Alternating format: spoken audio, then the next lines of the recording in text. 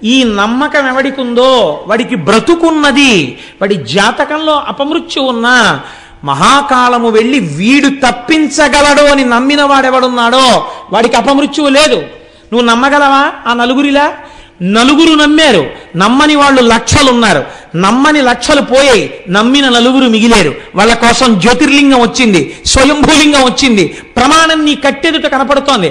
అప్పుడు వాళ్ళు విశ్వాసంతో చేశారు, నీకు ప్రమాణమే కళ్ళెదుటుంది, అయినా నువ్వు నమ్మలేనంటే నిన్ను ధరించగలిగిన వాళ్ళు లేడు. ఇది భక్తిలో మీరు అన్వయం చేసుకోవలసినటువంటి విషయం. కాబట్టి ఇప్పుడు వాళ్ళు ఏం చేశాడు ఆ దూషణుడు? కదలక బ్రాహ్మణుల్ శివునిగాంచుతు ఓం హరయంచు నుండి అప్పదనున లింగమూర్తిపై భారములేని బలంబుతోచే అప్పదవిని దివ్యలింగము విభామయమద్భుత వీధి తిచ్చటల్ బొదలగనుద్భవిల్లి పెనుబూది యునొచ్చను మిటిరక్కసున్.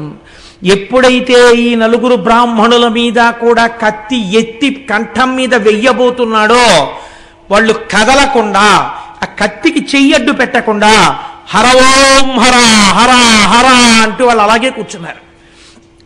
ఉన్నాడు ఉన్నాడు ఈశ్వరుడున్నాడు, ఆయన రక్షించుకుంటాడు, ఆయన రక్షణే మాకు లేనినాడు. దూషణుడు అక్కడ లేడు, చీమ చేతిలో మేము చచ్చిపోతాం చాలు. మాకు పెద్ద విశేషమండి.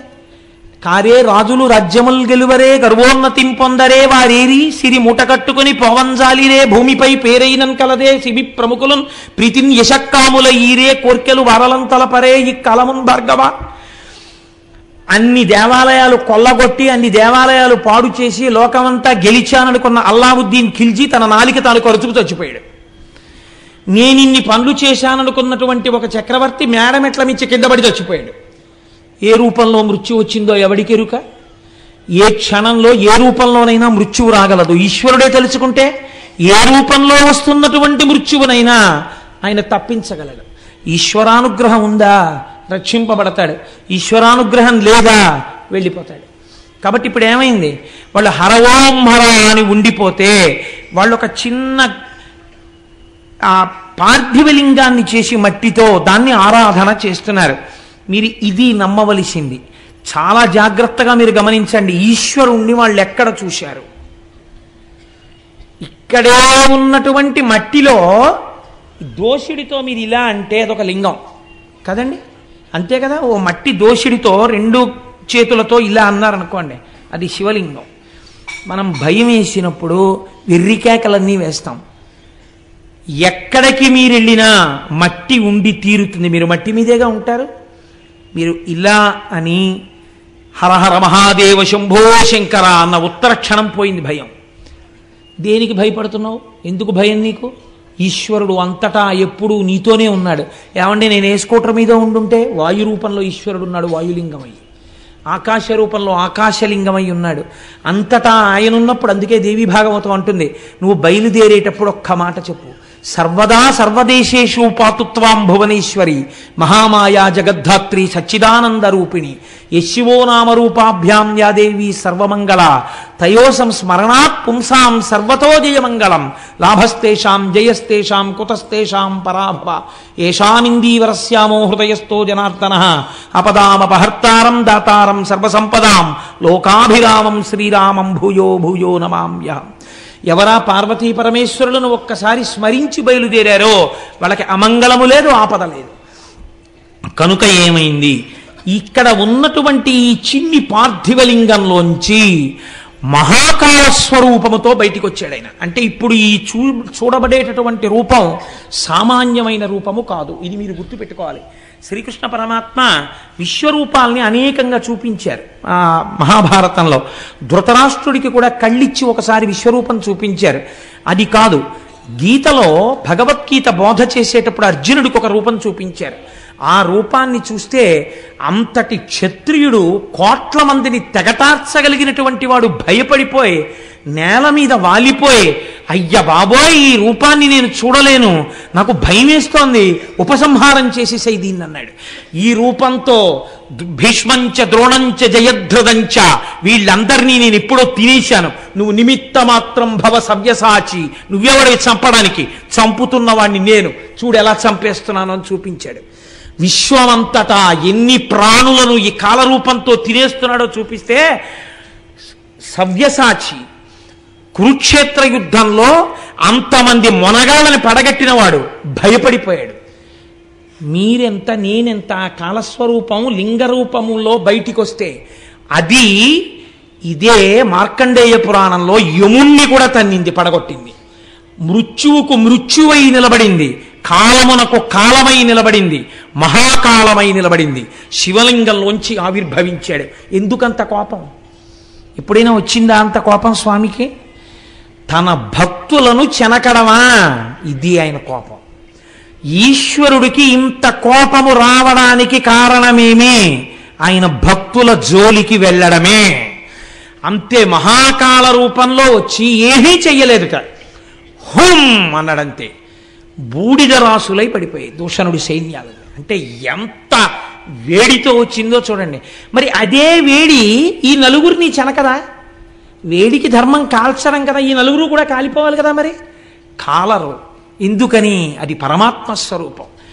అగ్నిహోత్రము ఒకడిని కాల్చి ఒకడిని వదలదు, కానీ ఈశ్వరానుగ్రహము. అందుకే నిన్నటి రోజున చెప్పాను, చేతిలో పట్టుకున్న ధనస్సు ఒకడికి భయకారకము, వేరొకడికి రక్షణ హేతువు.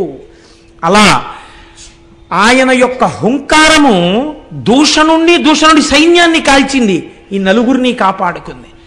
ఇది చూశారు. అబ్బబ్బబ్బా, ఏమి స్వరూపం ఈ స్వరూపం! చచ్చిపోయే వాళ్ళని చంపకుండా మిగల్చగలిగినటువంటి రూపం ఈ రూపం. ఈ కోణం దర్శించారు వాళ్ళు. చంపేసే రూపంగా చూడలేదు, చచ్చిపోయే వాళ్ళని వదలగలది ఈ రూపం. ఇంతమందిలో నలుగురు వదిలింది తన భక్తుల్ని. కాబట్టి ఇది మహాకాల స్వరూపం. ఈశ్వరానుగ్రహం ఉన్నవాడికి అపమృత్యువు లేదు. ప్రదోష వేళలో శివమహాపురాణ అంతర్గతంగా ఇటువంటి క్షేత్రములకు సంబంధించిన మాటలు వినడము చేత మీరు శాబ్దికంగా ఉజ్జయినిలో మహాకాళ దర్శనం చేసేసినట్టే. ఆ ఫలితము ఉత్తర క్షణం మీ ఖాతాల్లో పడిపోతుంది. కాబట్టి ఇప్పుడు ఏమైంది? ఆ స్వరూపాన్ని చూసి పొంగిపోయారు దేవతలు. కాలరూపంలో వెళ్ళడం మేము చూసాం, ఇప్పుడు అది సాకారమై నిలబడింది, ఇలా కనపడదు ఇప్పుడు. కాబట్టి వాళ్ళందరూ వచ్చి స్తోత్రం చేశారు. ఈశ్వరా, ఈ రూపం మీరు ఇక్కడ లింగ రూపంలో వెలియండి. దేని కొరకో తెలుసా? పాపం ఎదరెదర వీళ్ళు నలుగురే కాదు, మిమ్మల్ని నమ్మిన వారెందరో ఉంటారు. నేను మొట్టమొదట మీతో ఒక మాట విజ్ఞాపన చేయడానికి కారణం అదే. ఆచారము తెలిసి భక్తితో వెళ్ళేవాళ్ళు, ఆచారము తెలియక భక్తితో వెళ్ళేవాళ్ళు. కానీ ఇద్దరూ సజ్జనులే, కానీ తెలుసున్నది అనుష్ఠానములో మాత్రం పెట్టాలి. ఇటువంటి సజ్జనులు, నీ మీద పూనిక ఉన్నవాళ్ళు, ఉన్నారని నమ్మిన వాళ్ళు ఎవరొస్తున్నారో వాళ్ళు కాలమునందు పడిపోకుండా చూడవలసినటువంటి బాధ్యత, అటువంటి అనుగ్రహ ప్రసరణము కొరకు నీవు ఇక్కడ స్వయంభూలింగంగా ఉండాలని అడిగారు. తప్పకుండా ఉంటానని ప్రసన్నమూర్తి అయి వెంటనే మహాకాళలింగముగా ఆవిర్భవించాడు. ఆ మహాకాళలింగమే ఉజ్జయినిలో 3 అంతస్తులుగా ఉంటాయి శివలింగాలు. కింద నుండేటటువంటిది మహాకాళలింగం, మధ్యలో ఓంకారలింగం, ఆ పైన నాగేంద్ర స్వరూపమైనటువంటి లింగం. 3 లింగాలుగా ఉంటుంది.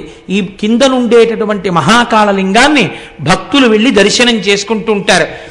ఈ ఉజ్జయినిలో ఉన్న శివలింగము దగ్గరే ఒక ఆశ్చర్యకరమైన సంఘటన జరిగింది. చంద్రసేనుడు అని ఒక మహారాజు గారు, ఆయన ఈ ఉజ్జయిని రాజ్యాన్ని పరిపాలిస్తున్నాడు. గొప్ప శివభక్తుడు, ప్రతిరోజు శివార్చన చేసేవాడు. ఈ శివార్చనకి మిచ్చి పరమశివుడికి అత్యంత సన్నిహితుడైనటువంటి మణిభద్రుడు అన్నాయన, మా స్వామిని కొలిచేటటువంటి వాడు వీడు అని ఆయనకు ఒక మణిని బహూకరించాడు. ఈ మణిని నువ్వు కంఠంలో పెట్టుకుంటే ఇది రాగి, ఇత్తడి, ఇనుము దేన్ని తగిలినా బంగారంగా మారిపోతుంది. దేశంలో క్షామ ఉండదు, లేకపోతే అతివృష్టి ఉండదు, నీ దేశంలో అందరూ సుభిక్షంగా ఉంటారని ఆ మణినిచ్చాడు. ఆ మణికట్టుకు తిరుగుతుండేవాడు చంద్రసేనుడు. హాయిగా ఆయన రాజ్యం అంతా ఎంతో సంతోషంగా ఉంది. ఒకడు బాగుపడ్డమే కదండి మిగిలిన వారు ఏడవడానికి కారణమవుతుంది. కాబట్టి ఇప్పుడు లోకంలో ఉన్న రాజులందరూ ఒక తాటి మీదకి వచ్చారు. దేని కొరకు వచ్చారు? వాడు అంత సుఖంగా ఉండడం ఏమిటి? మీరు చూడండి లోకం ఎంత చిత్రంగా ఉంటుందో. ఎందుకు సుఖపడుతున్నాడలా అని అడిగి తాను కూడా మార్గంలో వెళ్ళిన వాళ్ళు కారు. ఆయన ఎందుకు అలా సుఖపడాలి? కాబట్టి ఆయన దగ్గరున్న మణి మనం ఎత్తుకొచ్చేస్తే దీనికి ఒక పూత పూశారు. ఏం పూత పూశారు? క్షాత్రధర్మము. క్షాత్రం ఉన్నది మేము క్షత్రియులం, మేము రాజులం. బలమైనటువంటి వస్తువు, గొప్ప వస్తువు ఎవరి దగ్గర ప్రకాశిస్తోందో దాన్ని తెచ్చే అధికారం మాకుంది. ఒక్కడు వెళ్ళడానికి భయం, ఆయన శివభక్తుడు. అక్కడ మహాకాళలింగం వచ్చిందోసారి, కాబట్టి అందరం కట్టకట్టుకుని ఎడితే గొడవ ఉండదు, భయం ఉండదు ఇంకా. కాబట్టి ఇప్పుడు అందరూ కలిసి బయలుదేరారు. తప్పు పని చెయ్యడానికి కలిసినంత తొందరగా మంచి పనికి కలియడం అన్నది లోకంలో ఉండదు. శ్రేయాంసి బహువిఘ్నాని, మంచి పని చేద్దామంటే విఘ్నాలు ఎక్కువ, అల్లరి ఎక్కువ. కాబట్టి ఇప్పుడు వీళ్ళందరూ కలిసి అవంతి మీద దండెత్తారు. దండెత్తి ఆ రాజు కోటని అన్ని వేపులా తలుపులు మూసేశారు, పట్టణానికి అన్ని వేపులా మొహరించారు. దేని కొరకు మొహరించారు? ఆ మణిని ఎత్తుకుపోవడానికి వచ్చారు వీళ్ళందరూ. రాజు చూశాట లోపల, వేగుల వలన తెలుసుకున్నాడు. ఒక్కరు కాదు, ఇద్దరు కాదు, మొత్తం రాజులందరూ వచ్చేశారు. వచ్చేసి నీ కోటని చుట్టుముట్టారు. ఇప్పుడు గెలవడం చాలా కష్టం, బయటికి వెళ్ళి యుద్ధం చేస్తే. మణి కోసమే వచ్చారని చెప్పాడు. ఆయన అన్నాడు, ఒకడో ఇద్దరో ముగ్గురో అయినచో ఉత్సాహమే పారా ఆజికి చేరంజని నిల్వరించిరుపులం చెండాడుదున్. కానీ ఈ సకలోర్వీపతులేకమై ఇటులను చండ ప్రతాపానుల ప్రకట జ్వాలల చుట్టుముట్ట తరమే వరింప ఏకాకి. రాజు యుద్ధం వచ్చిందని పారిపోకూడదు, యుద్ధం వచ్చిందని బెంగ పెట్టుకోకూడదు. ఎందుకని? యుద్ధ సమయంలో భూపసభాంతరాలమున పుష్కళమక్షతురత్త మాజి బాహాపటు శక్తియున్ యశమునందనురక్తియు ప్రకృతి సిద్ధగుణంబులు సజ్జనాళి కిందంటాడు భర్తృహరి. కాబట్టి భూపసభాంతరాలమున పుష్కళమక్షతురత్వము నాకు చాలా వచ్చు కానండి, నలుగురిని చూసేటప్పటికే భయపడిపోతానండి అంటే ఆ విద్యుత్తుకు పనికి వస్తుంది. పెద్ద సభలో కూడా నిర్భయంగా మాట్లాడగలిగినటువంటి అదృష్టం సజ్జన లక్షణం అన్నాడు ఆయన. భూపసభాంతరాళమున పుష్కళమక్షతురత్వము ఆజి బహాపటు శక్తియున్. క్షత్రియుడైనటువంటి వాడు యుద్ధం ఎప్పుడు వస్తుందా, వెళ్ళి ఎప్పుడు చీల్చి చెండాడదామా అని చూడాలి. యతీనాం భూషణం జ్ఞానం సంతోషోహి ద్విజన్మనాం ఉద్యమం శత్రుహననం భూషణం భూతిమిచ్చతాం అన్నాడు వ్యాసుడు దేవి భాగవతంలో. ఇవి 4 లక్షణములు వీళ్ళకు ఉండి తీరాలన్నాడు. యతీనాం భూషణం జ్ఞానం. యతి అనగా ఏమి? కేవల జ్ఞానముతో ఉండాలి, ఇంకేది అడగకూడదు. యతికి భూషణము జ్ఞానమే. యతీనాం భూషణం జ్ఞానం సంతోషోహి ద్విజన్మనాం. బ్రాహ్మణుడైనటువంటి వాడు ఎప్పుడూ సంతోషంగా ఉండాలి, ఈశ్వరుడు ఉన్నాడు నన్ను రక్షిస్తాడని. అంతేగాని నాకు ఇంకా అది రాలేదు, ఇంకా ఇది రాలేదని ఏడుస్తూ కూర్చుంటే వాడేం చేస్తాడు లోకానికి. సంతోషోహి ద్విజన్మనాం ఉద్యమం శత్రుహననం. శత్రువులు వచ్చినప్పుడు మీద పడి శాతన ఖగ్ర ఖండితల సన్మజ కుంజర కుంభముక్త ముక్తాతత శైల అంటారు తిక్కనగారి విరాటపర్వంలో. ఏనుగు యొక్క కుంభస్థలం మీదకి దూకి తన యొక్క వాడిగోళ్లతో తీల్చి ముత్యాలు వెదజల్లుదామని చూసేటటువంటి సింహంలా ఉండాలి క్షత్రియుడు, మహారాజు అన్నవాడు. కాబట్టి నాకు బెంగలేదు, యుద్ధానికి వెళ్ళడం అంటే సంతోషమే. కానీ ఒక్కరో ఇద్దరో ముగ్గురో వస్తే అలా వెడతాను. లోకములో ఉన్న రాజులందరూ కట్టకట్టుకుని యుద్ధానికి వస్తే ఏకాకిని పోరాడడం తేలిక. కాబట్టి ఇప్పుడు ఎంత గొప్ప మాట చెప్తున్నాడో చూడండి. ధర్మలోపం లేదు ఆయన యందు. ధర్మలోపం ఎవరి యందు ఉంది? బయట ఉన్న వాళ్ళ యందు ఉంది. క్షాత్రమని అడ్డు పెట్టుకుని మణి కోసం వచ్చారు వాళ్ళు దారి దొంగలు. ఈయనో యుద్ధం చేయడానికి, దేహత్యాగం చేయడానికి, లేదా వాళ్ళని ఓడించడానికి నాకు బెంగలేదు. కానీ ఇంతమంది వచ్చినప్పుడు యుద్ధం చేయడం ఏకాకి ఎలా కుదురుతుంది? చెయ్యొచ్చా? తెగబడి సైన్యాన్ని ప్రజల్ని తీసుకెళ్లి యుద్ధం చేస్తే ఇంతమంది చచ్చిపోతే రాజు దూరదృష్టి ఉన్నవాడని రేపు లోకం అంటుందా? కాబట్టి నేను ఇప్పుడు ఏం చెయ్యాలి? ఆయన ఏం చేశాడంటేట, ఇన్ని ఆలోచనలు నాకెందుకు, నేను ఎవరిని నమ్మితే ఈ మణి వచ్చింది, ఈ మణి ఆయన్ని నమ్మి నేను పూజ చేశాను, ఆయన యొక్క అంత్యవాసులలో ఒకడు సంతోషించి నాకు ఈ మణిని ఇచ్చాడు, ఎవడు నాకు ఈ మణి ఇవ్వడానికి కారకుడో వాడి పాదాలే నేను గట్టిగా పట్టుకుంటాను, నన్ను రక్షించుకోవడం వాడి కర్తవ్యం. యుద్ధమే రాని శరీరమే పోని. కాబట్టి దేవాలయంలోకి వెళ్ళి కూర్చుని ఇప్పుడు పూనికతో పూజ చేశాడు. మీరు ఒక్కటి అర్థం చేసుకోండి, అయ్యా మీకు ఇక్కడ సెల్ ఫోన్తో చాలా అవసరం ఉంటే మీరు బయటికి వెళ్ళండి. మీకు సెల్ ఫోన్తో అవసరం ఉంటే బయటికి వెళ్ళిపోవచ్చు, మీ వల్ల ఇతరులు డిస్టర్బ్ కాకూడదు. మీకు అవసరం లేదనుకుంటే దగ్గర కూర్చుని సెల్ ఫోన్ ఆఫ్ చేయండి. మీ సెల్ ఫోన్ ఆన్ చేసుకోవడానికి దగ్గరగా కూర్చుని సభల్లో కూర్చోడం.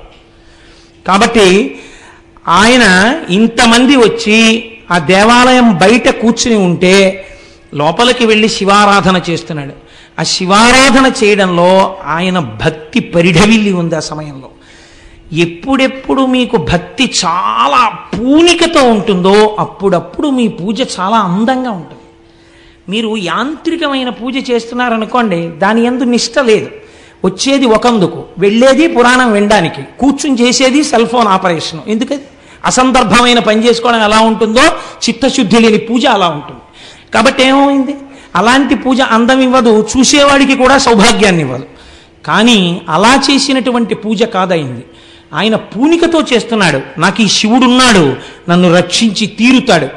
ఈ పూనికతో పూజ చేస్తున్నాడు, సంతోషంతో ఒక్కొక్క మారేడు దళం తీస్తున్నాడు. ఓం నిధనపతయే నమః, ఓం నిధనపతాంతికాయ నమః, ఓం ఊర్ధ్వాయ నమః అని వేస్తున్నాడు. వెనకేమిటి, ఇంతమంది సైన్యం చుట్టుముట్టి ఉన్నారు. కడుపులో ఏమైనా బెంగ ఉందా? ఏమీ లేదు. ఆయన ఉన్నాడు, నన్ను కాపాడతాడు. ఇంత పూనికతో పూజ చేసుకుంటున్నాడు. ఇంత పూనికతో పూజ చేస్తుంటే దేవాలయంలో దర్శనం చేసుకోవడానికి ఒక గోపాల బాలుడు వచ్చాడు. ఆయన పశువులు కాసుకునేటటువంటి కుటుంబంలో పుట్టినవాడు. మీరు చూడండి, భగవంతుని యందు భక్తితో కూర్చున్నటువంటి సందర్భం అసలు ఆ వంశాన్నే ఎంతవరకు ఉద్ధరిస్తుందో చూడండి. అందుకే భక్తి శైశవమునందు ఏర్పడాలి అని నేను మొన్నటి రోజున మీకు చెప్పడానికి కారణం, ఈ పిల్లవాడు తల్లితో కలిసి శివాలయంలోకి వచ్చాడు. పూజ ఎవరు చేస్తున్నారు? రాజుగారు చేస్తున్నారు. లోపల రాజుగారు పూజ చేస్తున్నారు, మీరు వెళ్ళొద్దన్నారా? అనలేదు. ఈశ్వరుడు అందరివాడు కాబట్టి అందరినీ రమ్మని ఆయన చెప్పాడు. కాబట్టి ఒక గోపకాంత తన పిల్లవాడితో కలిసి గుడిలోకి ప్రవేశించగలిగింది. ఇప్పుడు మీకు ఏమర్థం అవ్వాలి? శివపురాణం చదువుతున్నప్పుడు రాజుగారు పూజ చేసుకుంటున్నప్పుడు గోపకాంత తన కుమారుడితో కలిసి అంతరాలయములోకి వెళ్ళగలిగింది అంటే ఆయన భగవంతుడు అందరి సొత్తు అని నమ్మాడు తప్ప నా ఒక్కడి సొత్తు ఆయన నమ్మినవాడు కాడు. అంటే ఎంత ధర్మాత్ముడై ఎంత నిజమైన భక్తితో ఉన్నవాడో చూడండి రాజు. కాబట్టి ఇప్పుడు ఆ గోపకాంత ఆ పిల్లవాడిని తీసుకుని లోపలికి వెళ్ళింది. ఇద్దరూ దర్శనం చేశారు. అంటే అందరూ వింటారు. ఆవిడ లీలావతి వింది. లీలావతి గర్భంలో ఉన్న ప్రహ్లాదుడు విన్నాడు నారదుడు చేసిన ఉపదేశం. కానీ లీలావతి తలకెక్కిందా? గర్భస్థమైనటువంటి ప్రహ్లాదుడి తలకెక్కింది ఉపదేశం. అలా చూడండి, ఇద్దరూ వచ్చారు. పరిణతిని పొంది పెద్దదైనటువంటిది గోపకాంత. గోపకాంత యొక్క చిన్ని పిల్లవాడు ఈ పిల్లవాడు. ఇద్దరూ వచ్చి అక్కడ నిలబడ్డారు. ఇద్దరూ నమస్కారం చేశారు. ఇద్దరూ బయటికి వెళ్ళిపోయారు. భగవంతుడి అనుగ్రహం ఎవరి మీద ఎలా వర్షిస్తుంది అంటే లోపల ఉండేటటువంటి మనస్సు యొక్క స్థితిని బట్టి ఉంటుంది. ఇప్పుడు ఇద్దరూ దర్శనం చేసిన గోపకాంత మనస్సు చిన్నపిల్లవాడి మనస్సు అంతగా భగవంతుని యందు కేంద్రీకరింపబడలేదు. ఆ పూజ చూస్తూ పిల్లవాడి మనస్సు ఉప్పొంగిపోయింది. ఉప్పొంగిపోయి అబ్బా రాజుగారు ఎంత బాగా పూజ చేస్తున్నాడో నేను కూడా అంత బాగా పూజ చెయ్యాలి అనుకున్నాడు. వాడికి ఏమొచ్చు పూజ చేయడం? ఇంటికి వెళ్ళిపోయారు. ఆ గొల్లకాంత లోపలికి వెళ్ళి తన పని తాను చక్క పెట్టుకుంటోంది. పిల్లవాడిని విడిచిపెట్టింది. ఈ పిల్లవాడు ఆడుకుంటూ ఆడుకుంటూ ఎక్కడో వాడి దృష్టి అంతా దేని మీద ఉంది? రాజుగారు ఎలా లింగార్చన చేశాడో మనం అలా లింగార్చన చెయ్యాలి. ఇప్పుడు వాడు శివలింగం కోసం వెతుకుతున్నాడు అర్చన చేయడానికి. వాడికి శివలింగంగా ఏది కనపడింది? ఒక గుండ్రాయి కనపడింది. అక్కడ ఓ రాయి పడింది. ఆ రాయి వాడికి శివలింగంలా కనపడింది. వాడు వెంటనే రాతిని చూడలేదు, లింగాన్ని చూశాడు. వాడు ఆ శివలింగం అని అక్కడ పెట్టాడు. వాడికి ఏమొచ్చి ఇప్పుడు పూజ? వాడికి ఏమి రాదు పూజ. అందుకని అలా వెళ్ళాడు. ఆయన మారేడు దళాలు వేయడం చూశాడు. 4 చెట్ల ఆకులు పట్టుకొచ్చాడు. వాడికి శివ అనడం తప్ప ఇంకేమీ తెలియదు. నేను మీకు మొట్టమొదట చేసుకున్న విజ్ఞాపన ఇదే. ఇప్పుడు ఇక్కడ ఆచారం ఉన్నదని మీరు చెప్పగలరా? రాజు చేస్తున్న పూజ యందు సదాచారం ఉంది. గొల్లపిల్లవాడు చేస్తున్నటువంటి పూజ యందు సదాచారం ఉన్నదా? కేవల భక్తి ఉన్నది. అక్కడ భక్తితో కూడిన సదాచారం ఉన్నది. ఎక్కడ ఏ స్థాయిలో ఉండాలో ఆ స్థాయిలో ఉన్నాయి రెండూను. అందుకని ఒక ఆయన మడిబట్ట కట్టుకునే అవకాశం ఉండి పూజ చేసుకుంటున్నాడు అనుకోండి, మీరు పరిహసించకూడదు.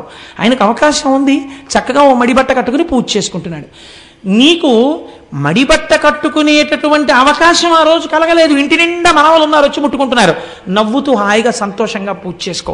చిన్నపిల్లలు ఈశ్వర రూపంలో నన్ను తాకారనుకుని పూజ చేసేసుకో. అప్పుడు నీకు సమస్య లేదు. భక్తి యందు ఈ స్థాయి భేదాన్ని మీరు అర్థం చేసుకోవాలి, లేకపోతే అది అర్థం ఉండదు. అందుకే నేను చెప్పాను, రోగానికి పథ్యము మందు రెండు ఎలా అవసరమో కానీ భక్తి యందు మాత్రం ఒక్కొక్కసారి పథ్యం లేనటువంటి మందు సరిపోతుంది. ఎలా? ఆచారం లేని భక్తి సరిపోతుంది. ఇక్కడ సరిపోయింది. ఎందుకంటే ఆ పిల్లాడికి ఏం తెలియదు. అసలు తెలియకపోయినా ఈశ్వరుడు మన్నించాడంటే భవరోగం తీసేశాడు. ఎలా తీసేశాడు? వాడు ఆ గుండ్రాయిని అక్కడ పెట్టాడు. గుండ్రాయిని అక్కడ పెట్టి తెచ్చుకున్న ఆకులు తీశాడు. శివ శివ శివ, ముందు ఓం లేదు, చివర నమః లేదు. వాడు మడిబట్ట కట్టుకోలేదు, వాడికి ఏమీ తెలియదు, వాడికి అభిషేకం తెలియదు, వాడికి పురుష సూక్తం తెలియదు, వాడికి షోడశోపచారాలు తెలియవు, వాడి దగ్గర నైవేద్యం లేదు. కానీ వాడు ఒక్కొక్క ఆకు తీస్తున్నాడు, వేస్తున్నాడు, శివ శివ శివ అంటున్నాడు. ఇలా అంటూ ఉండడంలో వాడికి ఎవరు కనపడుతున్నారు కళ్ళల్లో? రాజుగారు మహాకాళలింగానికి చేస్తున్న పూజ ఇక్కడ కనపడుతోంది. ఇప్పుడు వాడి మనస్సులో వాడు అలాగే మహాకాళలింగానికి చేసేస్తున్నాడు. మీరు అనుకున్న పని, మీరు అనుకున్న కోరిక మీకు తీరగానే మీలో గొప్ప తృప్తి వచ్చేస్తుంది. ఆ తృప్తిలోంచి ఆనందం ఉద్భవిస్తుంది. నేను ఈ శివ పూజ చేసుకుంటున్నాననుకోవడంలో వాడు ఆ ఆనందంలో కన్నులు మూతపడిపోయాయి, పైకి నామం ఆగిపోయింది. కానీ ఆ పైన గుండ్రాయిపోయి ఇక్కడ వాడికి మహాకాళలింగం వచ్చేసింది. వచ్చేసి వాడు ఇక్కడ అర్చన చేసేస్తున్నాడు. అలా కూర్చుని స్తంభీభూతుడైపోయాడు. అంటే భావనా పరిపుష్టి చిన్న కారణం చేత ఒక పిల్లవాడు పొందేయగలిగాడు. మీరు తారతమ్యాన్ని గమనించండి జాగ్రత్తగా. ఇది లేని పూజ, ఇది పొందని పూజ ఎంత చేసినా నిరుపయోగమే. కాబట్టి ఇప్పుడు గొల్లవనిత బయటికి వచ్చింది. ఆ పిల్లవాడికి అన్నం పెడదామని వచ్చింది. అన్నం పెడదామని అమ్మ రావాలా? అమ్మ అన్నం పెట్టమ్మా, అన్నం పెట్టమ్మా అని పిల్లాడు తిరగాల? అది పిల్లవాడు తిరిగే వేళ, తిరగట్లేదు. ఏమిటి వీడు తిరగట్లేదని అమ్మ వచ్చింది. కానీ వాడు అంతర్ముఖుడై కూర్చుని ఉండిపోయాడు. చూసింది తల్లి, ఏమిట్రా ఇదంతా, ఈ గుండ్రా ఏమిటి, ఈ ఆకులు ఏమిటి, ఏమిట్రా ఇదంతా అంది ఆవిడ. ఇప్పటికీ వినపడలేదు. చూడండి, ఇద్దరూ దర్శనానికి వెళ్ళారు. ఆయన పూజ చేశాడు, ఈవిడికేం కనపడుతోంది? గుండ్రాయి ఆకులు కనపడుతున్నాయి. ఈ గుండ్రాయి ఏమిటి, ఆకులు ఏమిటి అని అడిగింది. ఆయన మాట్లాడలేదు. ఏరా మాట్లాడమేమిరా అని చెప్పి భుజం బట్టి లాగింది. ఆయన బహిర్ముఖుడు కాలేదు. ఆవిడికి కోపం వచ్చింది. వీడు ఇలాంటి పిచ్చి పిచ్చి వేషాలన్నీ ఏవో మొదలెట్టాడు, ఇదో శివలింగం అని చెప్పేసి ఏదో పెద్ద ధ్యానంలో ఉన్నట్టు నటిస్తున్నాడు వీడనుకుంది ఆవిడ.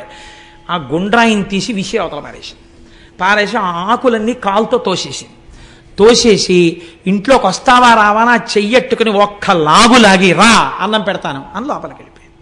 అంతే కదండి. అంతకన్నా ఆవిడికి ఏం తెలుసు? ఆయన ఏ స్థితిలో ఉన్నాడో ఆవిడికి తెలియదు కాబట్టి చేయి పట్టి గట్టిగా లాగేసి వెళ్ళిపోయింది. పిల్లవాడు కళ్ళు తెరిచాడు. వాడు వెంటనే ఆర్తితో ఏడ్చాడు. దేనికి ఏడ్చాడు? అమ్మ లాగిందని ఏడవలేదు, తన్ను తిట్టిందని ఏడవలేదు. తన ఎదురుగుండా ఉన్న శివలింగం వాడికి కనపడలేదు. వాడికి గుండ్రాయి కనపట్టలేదు, శివలింగం కనపడుతోంది. నా చేత అర్చించబడిన నా స్వామి లేడిక్కడ, నా స్వామి వెళ్ళిపోయాడు అని బెంగ పెట్టుకున్నాడు. ఇప్పుడు వాడు తన స్వామిని పిలుస్తున్నాడు రమ్మని. ఎంత చిత్రంగా పిలిచాడంటే, అంతనయార్తి అయి హరహరాయని బాలుడు మూర్ఛనొందే. స్వామి ఎక్కడికి వెళ్ళిపోయావయ్యా, కనపట్టలేదని హరహరా అని అరుస్తూ వాడు స్వామి కనపడలేదన్న బెంగ చేత వెంటనే మూర్ఛపడిపోయాడు కింద. తన కోసం ఇంత పరితపించిపోయిన పిల్లవాణ్ణి చూశాడు. ఇది నేనన్నది మొట్టమొదట చెప్పిన ఉపమానానికి కారణం. అది మీరు బాగా ముందరి చెప్తే ఈ కోణాన్ని అందుకోగలుగుతారని. వెంటనే ఇంటియు అల్కతోడదని ఎచ్చటనో నిదురించే, ఈ పిల్లాడు రావట్లేదని ఆ గోపకాంత లోపలికి వెళ్ళిపోయి పాకలో ఎక్కడో పడుకుంది. అంత కాలాంతక సత్కృపన్ బుడుతుడల్లన కన్నులు విచ్చి చూడగా ఎంతయు వింత కన్పడి హేమమయం బగు దేవళం బచన్. బంగారు కాంతులతో గోపురంతో ఒక పెద్ద దేవాలయం, వేరొక పెద్ద శివలింగం అక్కడ ఏర్పడ్డాయి. పిల్లవాడు బంగారు పువ్వులు తాపడం చెయ్యబడిన పీట మీద పట్టుపంచతో కూర్చుని వాడు పూజ చేస్తున్నాడు. వాడికి సమస్తమైన శివజ్ఞానము భాషించిపోయింది. ఇప్పుడు అమ్మకి ఏదో వినపడింది. ఏమిటి గంటలేమిటి, ఎవరో చేస్తున్న అభిషేకాలు ఏమిటి, పూజలు ఏమిటి, ఈ నామాలు ఏమిటి, ఘోష ఏమిటి అని బయటికి వచ్చింది. పెద్ద దేవాలయం తెల్లబోయింది. లోపలికి వెళ్ళి చూసింది. పిల్లవాడు బంగారు పువ్వుల పీట మీద కూర్చుని పూజ చేస్తున్నాడు. నా వంశమే తరించిపోయిందిరా తండ్రి, ఈ పూజ చేశామని నాకు తెలియదురా అని వెళ్ళి బిడ్డన్ని కౌగిలించుకుంది. ఆనందపడిపోయింది. ఈ సమయంలో స్వామి హనుమ అక్కడ ఆవిర్భవించారు. ఎత్ర ఎత్ర రఘునాథ కీర్తనం తత్ర తత్ర కృతమస్తకాంజలిం బాష్పవారి పరిపూర్ణలోచనం మారుతిం నమతరాక్షసాంతకం. అక్కడ స్వామి హనుమ ప్రత్యక్షమై ఒక మాట చెప్పారు. ఎవడు నొసట భస్మరేఖలను పెట్టుకుంటాడో, లలాటమునందు బొట్టు పెట్టుకుంటాడో, మెడలో రుద్రాక్షమాల దాల్చి ఉంటాడో, నాలుక చివర శివనామము పలుకుతున్నాడో వాడికి మోక్షము కరతలామలకము. ఈ పిల్లవాడికి ఏమీ తెలియకపోవచ్చు, ఆచారం తెలియకపోవచ్చు, వాడు నమ్మాడు పరమేశ్వరుణ్ణి.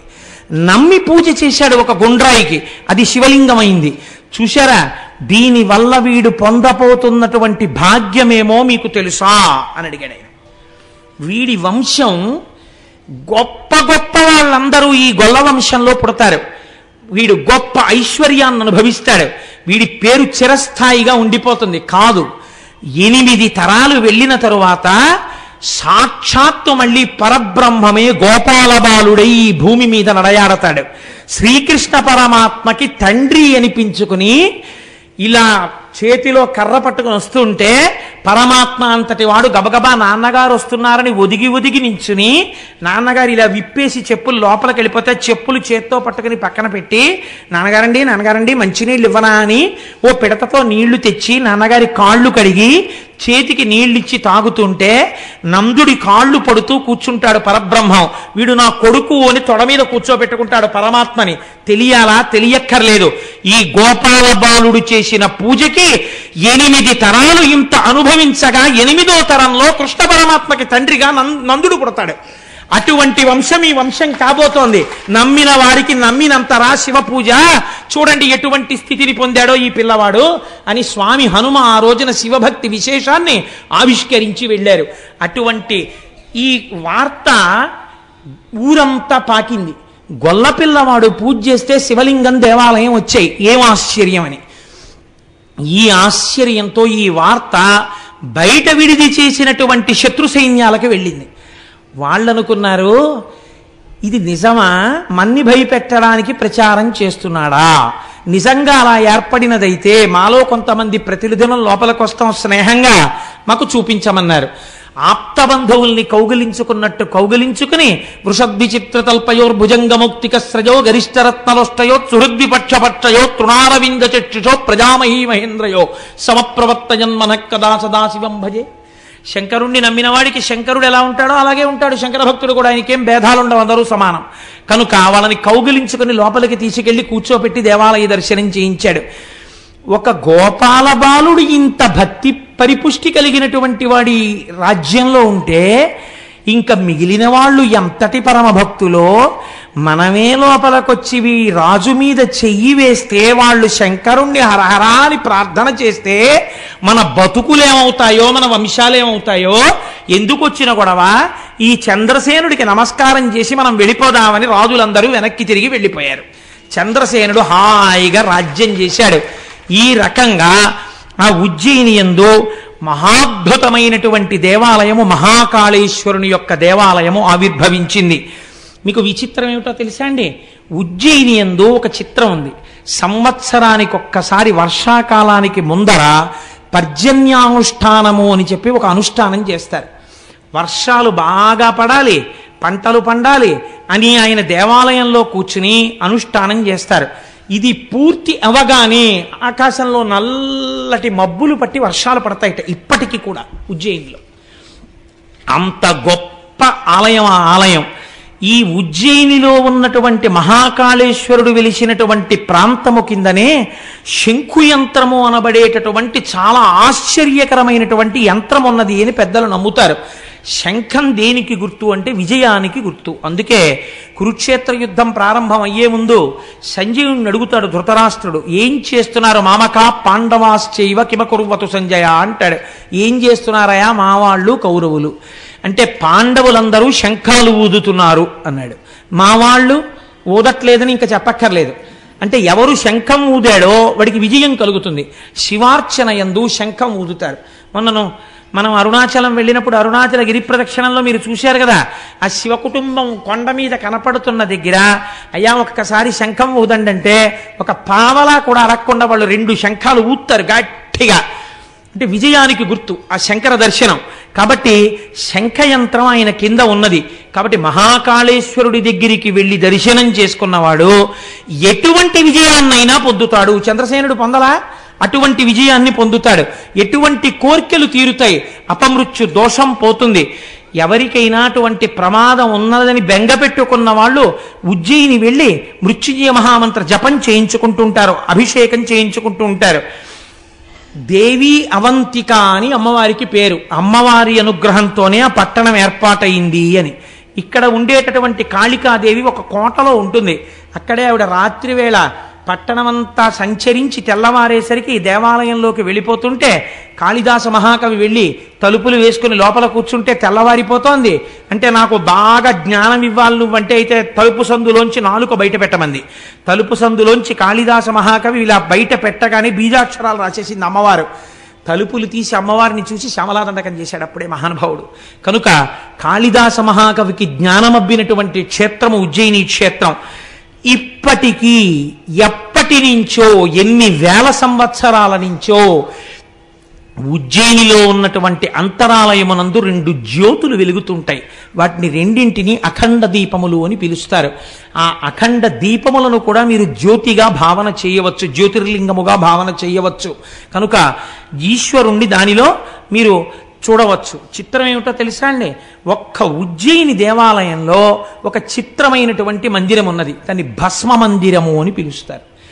అక్కడ ఆవుల యొక్క పేడతో మన పెద్దలు ఋషులు ఎంత గొప్ప నిర్ణయం చేశారండి.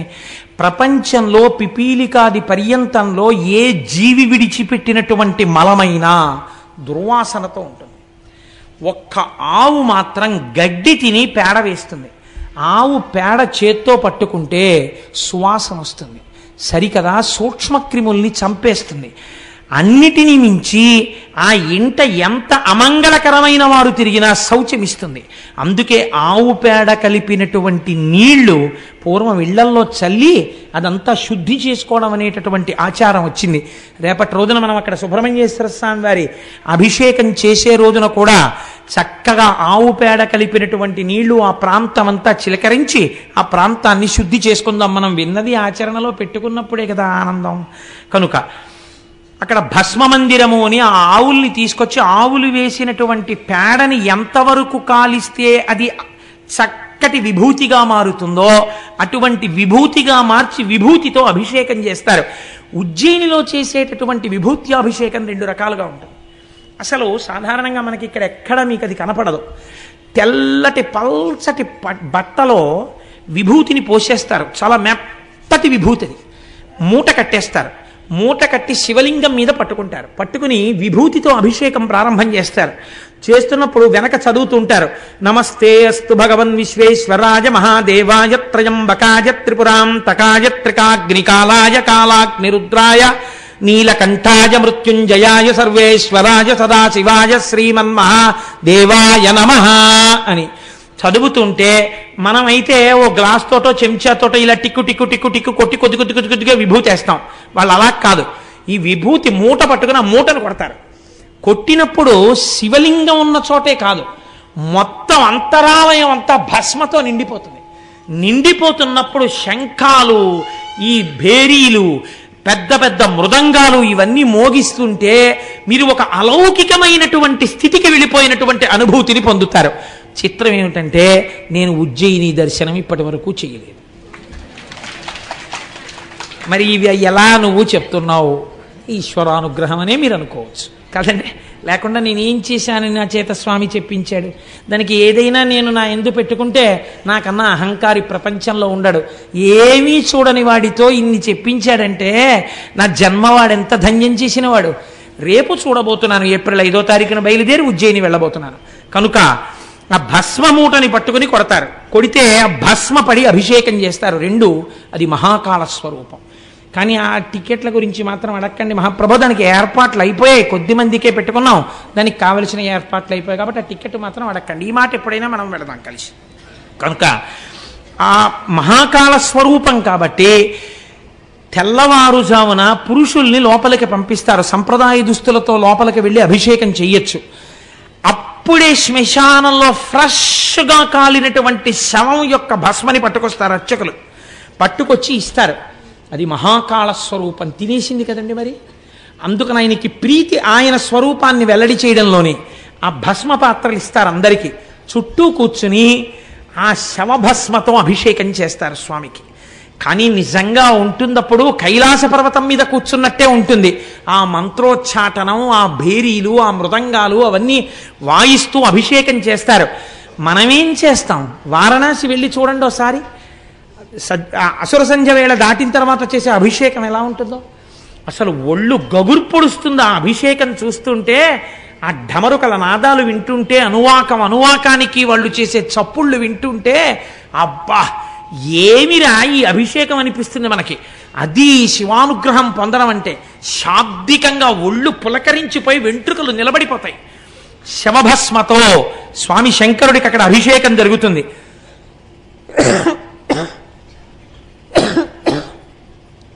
సాయంకాలం వేళలో, అసుర సంధ్య వేళలో మహాకాళేశ్వరుడికి చిత్ర విచిత్రమైన నీరాజనాలు ఎత్తుతారు. నక్షత్రహారతులు, కర్పూరహారతులు, జ్యోతిహారతులు, ఎన్ని రకాల హారతులు మంత్రోచ్చాటనాలతో ఎత్తి చూపిస్తుంటారు. దానికోసం ప్రత్యేక మహంతులు వస్తారు. వచ్చి ఈ దీపారాధనతో కూడినటువంటి జ్వాలని నీరాజనంగా చూపించే ముందు ఒక్క మహాకాళ క్షేత్రంలో మాత్రం ఒక నియమం ఉంది. మహాకాళంలో ఉన్నటువంటి మహాకాళేశ్వరుడికి నీరాజనం ఎత్తడానికి ముందు అక్కడికి సమీపంలోనే ఇంకొక శివలింగం ఉంది. ఆ శివలింగం పేరేమిటో తెలుసా అండి? కోటేశ్వర మహాకాళుడు. కోటేశ్వర మహాకాళుడికి ముందు పూజ చేస్తే తప్ప అసలు మహాకాళుడికి పూజ చేయడం నిషిద్ధం. కాబట్టి ముందు కోటేశ్వర మహాకాళుడికి నీరాజనాలు ఎత్తుతారు. ఆయనకి నీరాజనాలు ఎత్తి తర్వాత ఇక్కడికొచ్చి ఇక్కడ నీరాజనాలు ఇస్తారు. మీరు కోటేశ్వర మహాకాళ దర్శనం కూడా చేయవలసి ఉంటుంది. ఉజ్జయినిలో ఏడాదికొక్కసారి స్వామివారు సవారీ పెడతారు. మనం ఊరేగింపు అంటాం. ఊరేగింపు కాదు, ఊరిరిగింపు. ఊరిరిగింపు అంటే వీడు ఎలాగో గుళ్ళోకి రాడు స్వామి, నువ్వే గుళ్ళోంచి బయటికి రా అంటే స్వామివారే ఓ పల్లకీలో కూర్చుని బయటకు వస్తారు. బయటకు వస్తే అలా వీధుల్లోకి వస్తారు. వీడు టీవీ చూస్తూ ఉంటాడు. పాపం వాళ్ళ ఆవిడ మాత్రం అర్ధకురాలు ఓ బెల్లంగడ్డ ఇంత బియ్యం పట్టుకెళ్ళిస్తుంది.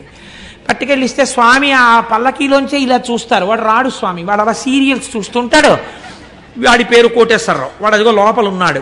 వాడి కిందటి ఏడాది ఏదో సంపాదించాడు, ఈ ఏడాది ఇంకా సంపాదించాడు. వాడికి అహంకారం, అలాగే కూర్చుంటాడు. నువ్వు వచ్చినా రాడు.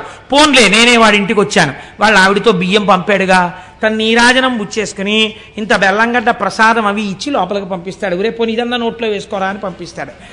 ఈశ్వరుడు చాలా కారుణ్యమూర్తిగా బయటికి రావడానికి ఊరెరిగింపు, ఊరిని ఆయనకి ఎరిగింపు చేయడం. ఊరి వాళ్ళు లోపలికెళ్ళి ఆయనకి విజ్ఞాపన చేసుకోవడం కాదు, ఆయన కారుణ్యానికి పరాకాష్ట ఊరిరిగింపు. మహాకాలంలో సవారీ చేస్తాడు. సవారీ అంటే ఏమిటో తెలుసా అండి? చక్రవర్తి బయటికి వచ్చినట్టు బయటికి వస్తాడు.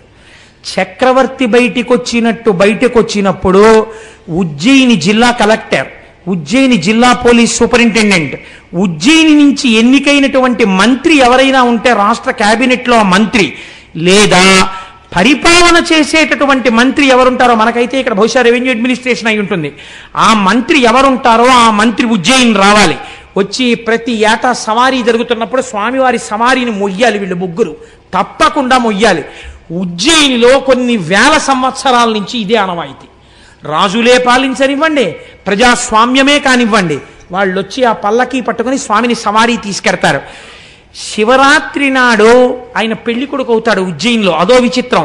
పుష్పకిరీటం పెట్టుకుంటాడు. పుష్పకిరీటం పెట్టుకుని పెళ్లి కొడుకు అవుతాడు. మహాశివరాత్రి వెళ్ళిపోయినటువంటి మర్నాడు ఈ అలంకారం అంతా తీసేసి భస్మాభిషేకం అందుకుంటాడు మళ్ళీ. అటువంటి సవారీ జరుగుతుంది. అక్కడే బలరామకృష్ణులు ఇద్దరూ సాందీపని మహాముని యొక్క ఆశ్రమంలో విద్యాభ్యాసం చేశారు. ఇన్ని రకాలుగా ఇంకా నేను ఆ ఉజ్జయిని గురించి చెప్తూ కూర్చుంటే ఇంకా నేను ఆ భోజకాళిదాసుల్ని ముట్టుకుంటే నా బలహీనత బయటకు వస్తుంది. కాబట్టి అటువైపుకి మనం వెళ్ళొద్దు, చాలు. కాళిదాస మహాకవి అనుగ్రహింపబడినటువంటి క్షేత్రం, అంత గొప్ప క్షేత్రమై ఆ ఉజ్జయిని అన్ని రకములుగా ప్రకాశించుచున్నది. అటువంటి ఉజ్జయిన్ మన భారతదేశంలో వెలిసినటువంటి స్వయంభూమూర్తి. ఒక్కసారైనా వెళ్ళి చక్కగా అక్కడ ఉండి ఆ శివలింగాల్ని, ఆ క్షేత్రాన్ని, ఇవన్నీ మనం దర్శనం చేసి రావలసి ఉంటుంది. కాబట్టి మనం ఇవాళ ఆ ఉజ్జయినిని దర్శనము చేసి దాటగలిగాం. ఇప్పుడు మనం ఉజ్జయిని నుంచి ఒక్కసారి అలా హిమాలయ పర్వత సానువుల మీద వెలిసినటువంటి కేదారలింగ దర్శనం చేసుకుని వీలైతే ఇవాళ పూర్తి చేసేద్దాం. ఎందుకంటే కనీసం రోజుకి 2, 3 చెప్పకపోతే నాకు గోపాలకృష్ణ గారి వాక్కు సత్యం అయిపోతుందేమోనో భయం పట్టుకుంది. ఇది ఏడాది అయిపోదు కదా ఈ శివమహాపురాణం, కొంతైనా చెప్తాను అసలు నేనని. అందుకని ఈ కేదారేశ్వర లింగం గురించి ఒక మాట చెప్తారు. మహాద్రి పార్శ్వే చతటే రమంతం సంపూజ్యమానం సతతం మునీంద్రైః సురాసురైర్యక్షమహోరగాద్యైః కేదారమీశం శివమీశమీడే.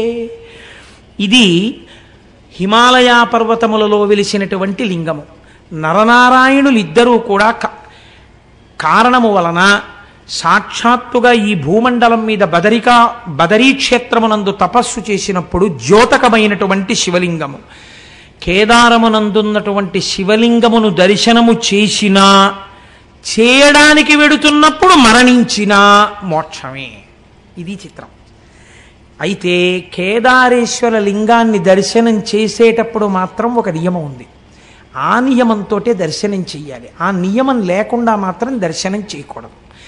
నాకు తెలిసి సాధారణంగా 195 మంది అసలు ఈ నియమాన్ని పాటించారు తెలియక. కానీ ఈశ్వరుడు క్షమిస్తాడని నేను అనుకుంటున్నాను ఏమిటి, నేను నమ్ముతున్నాను. చూడండి, ఎందుకు ఈ మాట నేను అంటున్నానంటే, ఒక్కొక్కసారి లోకంలో ఒక చిత్రమైనటువంటి పోకడ ఒకటి ఉంటుంది. మనకి కామక్రోధములు ఇవి పెద్ద విశేషం చెప్పేది ఉంటుందండి, ప్రతి వాళ్ళకి ఉండేవే. లోకము పట్ల మీరు క్రోధాన్ని పెంచుకున్నారనుకోండి, అది పతనహేతు అవుతుంది. నాకెవరి మీదో కోపం ఉందనుకోండి, ఆ కోపంతో ఉంటే తిరిగి జంతువులోకి వెళ్ళిపోతాడు మరణ సమయంలో ఆయన కానీ జ్ఞాపకం వస్తే. కాబట్టి క్రోధము అరిష్టహేతువు. కానీ భగవంతుని యొక్క ఆరాధన యందు క్రోధము విజృంభించింది అనుకోండి ఏదో కారణం చేత, చిత్రం ఏమిటో తెలుసా అండి, అది ఉన్నతికి మార్గాన్ని చూపించేస్తుంది. అదొక చిత్రమైన విషయం. ఆఖరికి క్రోధమైనా సరే ఈశ్వరారాధనతో ముడిపడింది అనుకోండి, ముడిపడితే అది అభ్యున్నతిని తీసుకొస్తుంది. మీకు నేను ఒక ఉదాహరణ చూపిస్తాను ఎందుకు అలా జరుగుతుందో. మనకి జంబుకేశ్వరం అని ఒక క్షేత్రం ఉంది, మీకు అందరికీ తెలుసు. ఆ జంబుకేశ్వరంలో జలలింగం, నీటి రూపంలో పరమాత్మ ఉంటారు. కానీ అక్కడ తీర్థం ఇవ్వరు ఆ నీటిని, ఎప్పుడు నీరు ఉబుకుతూనే ఉంటుంది. అక్కడ జంబు మహర్షి తపస్సు చేశారు. ఒక నేరేడు చెట్టు, అలనేరేడు చెట్టు ఎన్ని లక్షల సంవత్సరాల నుంచి ఉందో ఎవ్వరికీ తెలియదు. ఆ నేరేడు చెట్టుకు ఒకసారి ప్రమాదం వచ్చింది. ఆ నేరేడు చెట్టు పైనుంచి ఎండిపోవడం మొదలెట్టింది. ఎన్ని పూజలు చేశారో, ఎన్ని ప్రార్థనలు చేశారో ఆగలేదు. ఎన్ని రకాలుగా పరిశీలించినా చెట్టు ఎండిపోయి కొమ్మలు విరిగిపోయి ఆఖరికి భూమట్టంలో ఇంత బెరడు మిగిలింది. అసలు ఈ క్షేత్రమునకంతటికీ కూడా కదులుతున్న రూపంలో స్వామి ఈ నేరేడు చెట్టుగానే ఉన్నాడంటారు. ఈ చెట్టు చచ్చిపోయింది, ఏం ప్రమాదమో అని బెంగపెట్టుకున్నారు. మనకి కొన్ని క్షేత్రాల్లో చెట్టు రూపంలో ఈశ్వరుడు ఉంటాడు. అందుకే నమ వృక్షాయచ అని పిలుస్తుంది రుద్రాధ్యాయం. మీరు కంచి వెళ్ళారనుకోండి, ఒక మామిడి చెట్టు రూపంలో ఉంటాడు. మీరు మధ్యార్జునం వెళ్ళారనుకోండి, మధ్యార్జునం మద్ది చెట్టు రూపంలో ఉంటాడు. జంబుకేశ్వరం వెళ్ళారనుకోండి, నేరేడు చెట్టు రూపంలో ఉంటాడు. పైగా ఆ నేరేడు చెట్టు యొక్క మొదట ఒక ఏనుగు, ఒక సాలెపురుగు, ఒక శివలింగాన్ని పూజ చేస్తున్నటువంటి గుర్తులు ఉన్నాయి. ఈ నేరేడు చెట్టు చచ్చిపోతే ఎలా అని బెంగపెట్టుకున్నారు. ఇంత బెరడు మిగిలిన తరువాత రుద్రాధ్యాయము ఎంత గొప్పదో నిరూపిస్తూ ఒక ఆశ్చర్యకరమైన సంఘటన జరిగింది. ఈ చెట్టు శివస్వరూపము కనుక ఇది చిగర్చడానికి మనం చేసిన ప్రయత్నాలన్నీ విఫలమైపోయాయి కనుక ఇప్పుడు మీరు దాని మీద పట్టుకెళ్ళి నెయ్యి, పాలు, పెరుగు, పళ్ళరసాలు అన్నీ కూడా పోసేశారనుకోండి, ఉన్న ముక్క కూడా కుళ్ళిపోతుంది కదండి. వాళ్ళు ఏం నమ్మారంటే ఇంకా ఇంతకన్నా బ్రహ్మాస్త్రం మన దగ్గర లేదు. ఇప్పుడు పదార్థాలని వేస్తున్నది పదార్థాలుగా కాదు, రుద్రాధ్యాయాన్ని అనుసంధానం చేస్తూ మనం అభిషేకం చేస్తున్నాం. మనం అలా అభిషేకం చేద్దాం. బతికిందా, బతికి తీరాలి ఈ చెట్టు. బతక లేదా ఇంకింతకన్నా మన దగ్గర అస్త్రం లేదు. మన వల్ల ఏదో అపరాహం జరిగిపోయినట్టే. దానికి రుద్రాభిషేకం చేసేసారు అన్ని పదార్థాలతోటి. మీకు ఒక ఆశ్చర్యకరమైన సంఘటన తెలుసా? ఆ రాత్రి తలుపులు వేసి అర్చకులు వెళ్ళి మర్నాడు తలుపులు తీశారు. బెరడుకి ఆకుపచ్చతనం వచ్చి చిగర్చింది. ఇప్పుడు ఎంత పెద్ద నేరేడు చెట్టు ఉందో. ఇప్పుడు మీరు జంబుకేశ్వరం వెడితే పెద్ద నేరేడు చెట్టు కనపడుతుంది. మళ్ళీ ఆ చెట్టు మొదట్లో ఒక సాలెపురుగు, ఒక పాము ఉంటాయి. ఎందుకుంటాయో తెలుసా అండి? శ్రీకాళహస్తిలాగే అక్కడ కూడా పూర్వం అక్కడ జంబు మహర్షి తపస్సు చేసినప్పుడు పెద్ద ఆలయం ఉండేది కాదు. ఒక సాలెపురుగు ప్రతిరోజు వచ్చి ఆ శివలింగం మీద ఒక గూడు అల్లేది. అల్లి నేను స్వామికి వస్త్రం కట్టాననుకుని మురిసిపోయేది. ఏనుగులు చాలా ఉండేవన్నీ నేరేడు వనాలు. ఆ నేరేడు తోటల్లో తిరుగుతుండేవి ఆ ఏనుగులు. ఒక ఏనుగు రోజు కావేరీ నదీ జలాలు తన తొండ నిండా పుచ్చుకొని, ఎక్కడి సంస్కారమో ఎవరికి తెలుసండి? జీవుడి సంస్కారాలు మనం చెప్పలేం. నేను ఇవాళ పొద్దున్న ఒక పిల్లవాడికి అక్షరాభ్యాసం చేశాను. ఆ పిల్లవాడు 7వ నెలలో పుట్టేసేట. 7వ నెలలో పుట్టేసినటువంటి పిల్లవాడు కాబట్టి బతుకుతాడు అనుకోలేదు. ఏదో గాజు పేటికలలో పెట్టి 6,000 రూపాయల ఇంజక్షన్లు ఇచ్చేవారు. ఆ పిల్లవాడు బతికాడు. వాడు చిత్రం ఏమిటో తెలుసా అండి? వాడు ఇంతప్పటి నుంచి బొట్టు లేకపోతే వాడు ఒప్పుకోడు. వాడికి ఇంకా మాటలు సరిగ్గా రావు. బొత్తు బొత్తు అంటాడు. వాడికి బొట్టు కానీ కొంచెం ఇలా చెరిగితే వాడు ప్రత్యేకం అద్దం దగ్గరికి వెళ్ళి నిలబడి చూసుకుంటూ ఉంటాడు. నేను హైదరాబాద్లో వాళ్ళ ఇంటికి వెళ్ళినప్పుడు చూశాను. వాడికి బొట్టు కొంచెం కరిగితే వాడు వాళ్ళ అమ్మ దగ్గరికి వచ్చి, అమ్మ బొత్తెత్తు, అమ్మ బొత్తెత్తు, అమ్మ బొత్తెత్తు అంటాడు. వాళ్ళ అమ్మ ఉండరా కాసేపు అంటే గబగబా వెళ్ళి డ్రెస్సింగ్ టేబుల్ లాకేసి తిలకం సీసా తెచ్చేస్తాడు. తెచ్చి అమ్మ బొత్తెత్తు, అమ్మ బొత్తెత్తు అంటాడు. అని వాడు తిలకం బొట్టు ఎట్టుకుంటాడు. అంత చిన్నపిల్లవాడిని నేను బొట్టు లేకుండా ఎన్నడూ చూడలేదు. బహుశా నేను అనుకుంటున్నాను వాళ్ళ అమ్మమ్మ గారు ఏర్పాటు చేసిన సంస్కార బలం. ఆ పిల్లవాడు 7వ నెలలో పుట్టేస్తే రోజు భగవాన్ రమణుల నామం చెప్తూ కూర్చునేవారు ఆవిడ. ఆ పిల్లవాడికి మొట్టమొదట పాలు తాగించినప్పుడు కూడా వాడు తాగకపోతే వాడికి రమణ తాతయ్య వచ్చారు, అరుణాచలం నుంచి వచ్చారు, నీకు పాలు ఇవ్వడానికి వచ్చారు అంటే వాడు గుడగుడు తాగిచ్చాడు. ఇవాళ నేను వాడికి అక్షరాభ్యాసం చేయడానికి వెడితే, ఒరే నీ పేరేమిటన్నాను, రమణ అన్నాడు. మీ అన్నయ్య పేరేమిటన్నాను, అన్నరమణ.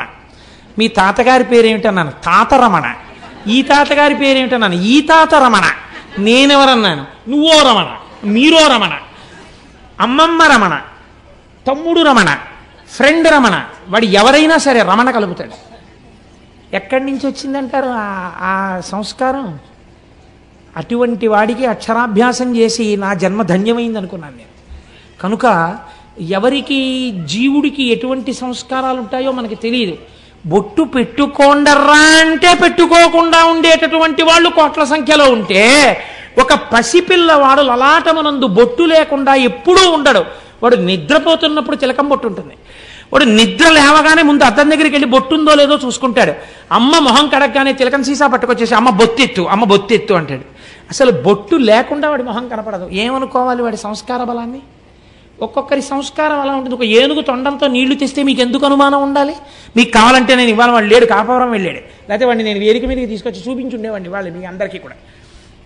కాబట్టి ఆ ఏనుగు తొండంతో నీళ్లు తెచ్చి శివలింగం మీద పోసేసేది తొండం ఎత్తి. ఈ నీళ్లు పోసేసేటప్పుడు ఆ సాలెగూడు ఈ నీళ్లలో కొట్టుకుపోయేది. ఈ ఏనుగు వస్తుండగానే ఆ సాలెపురుగు గబగబా నేరేడు చెట్టు ఎక్కేసేది.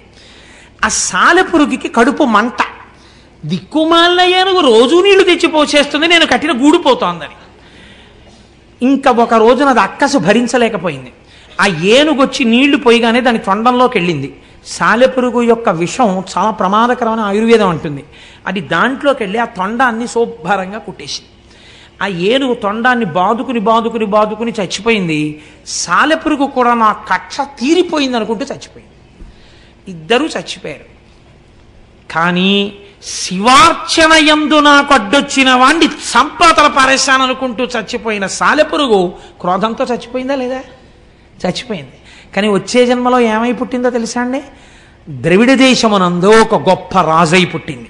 ఆయన పేరు కొచ్చంగ చోళుడు. కొచ్చంగ చోళుడు అంటే రక్తాక్ష చోళుడు అంటారు. కిరీటము తల మీద ఉన్నవాడు, ఎర్రని కన్నులున్నవాడు.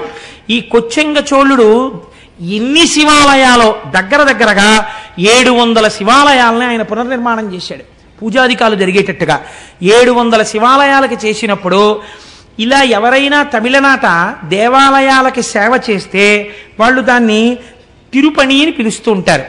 ఈ కొచ్చంగ చోళుడు చేసినటువంటి ఈ సేవని మాత్రం వాళ్ళు యానయ్యారా తిరుప్పణి అని పిలిచేవారు. ఎందుకో తెలుసా అండి? 700 శివాలయాలు కట్టినప్పుడు కూడా పునర్నిర్మాణంలో ఆయన ఎందుకు అలా ప్లాన్ గీయించేవాడో తెలియదు. ఏనుగులు దూరని శివాలయాలు కట్టించాడు. ఆ ఊరికి ఏనుగు రాకపోయినా సరే ఏనుగు లోపలికి వెళ్ళలేదు, అలాంటి గుళ్ళు కట్టాడు. ఎక్కడిదో తెలుసా అండి క్రోధం? సాలెపురుగు. ఏనుగు వస్తుందేమో గుళ్ళోకని ఏనుగు రాని శివాలయాలు 700 కట్టాడు ఆయన. చూడండి, క్రోధం మిగిలిన వాళ్ళ మీద పెట్టుకుంటే పతనహేతు. అదే క్రోధం ఈశ్వరార్చన యందు పెట్టుకున్నవాడు 700 శివాలయాలు ఏనుగుల లోపలికి వెళ్లకుండా కట్టాడు. మీరు ఇప్పటికీ తిరువాణక్కోయిల్ అంటారు తమిళనాడులో.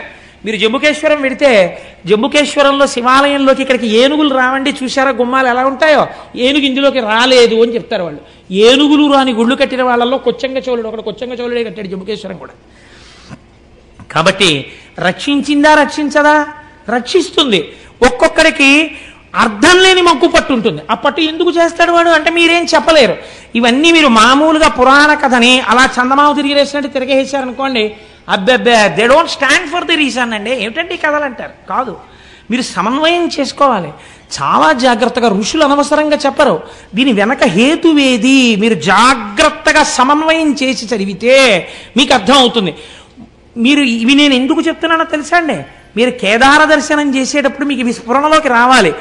లేకపోతే అక్కడ ఒక గేది కింద పరిగెడుతుంటే పాండవులు పట్టుకున్నారండి, తోక ఊడిపోయి శివలింగం అయిందని నేను చెప్పాను అనుకోండి ఓ పద్యం, ఏమిటండి ఇది తోక ఊడిపోయి శివలింగం అవడం ఏంటండి అంటారు మీరు.